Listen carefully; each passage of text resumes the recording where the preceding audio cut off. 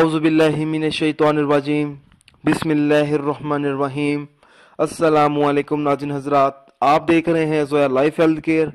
दोस्तों, आज मैं आप लोगों के लिए एक बेहतरीन अमल लेकर आया हूँ। अक्सर देखा जाता है कि माएँ इस परेशानी में बहुत मुब्तला हैं कि उनके बच्चे सोते हुए बिस्तर पर पेशाब कर देते हैं। इस अमल को आप लोगों ने सिर्फ और सिर्फ जायज़ मकसद के लिए इस्तेमाल करना है, नाजायज़ मकसद के लिए हरगिज़ इस्तेमाल नहीं करना, वरना कोई फ़ायदा नहीं होगा। अमल इस तरह से शुरू करना है।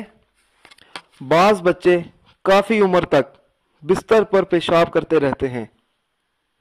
इसका इलाज ये है कि जब बच्चा रात को गहरी नींद में सो जाए तो उसकी माँ या उसके घर वालों को चाहिए कि उसके करीब सरहाने बैठकर इतनी आवाज़ से कि बच्चे की नींद खराब ना हो, एक बार सूरत बकरा की पहली आयत और एक मर्तबा सूरत नास 21 रोज तक पढ़े हैं।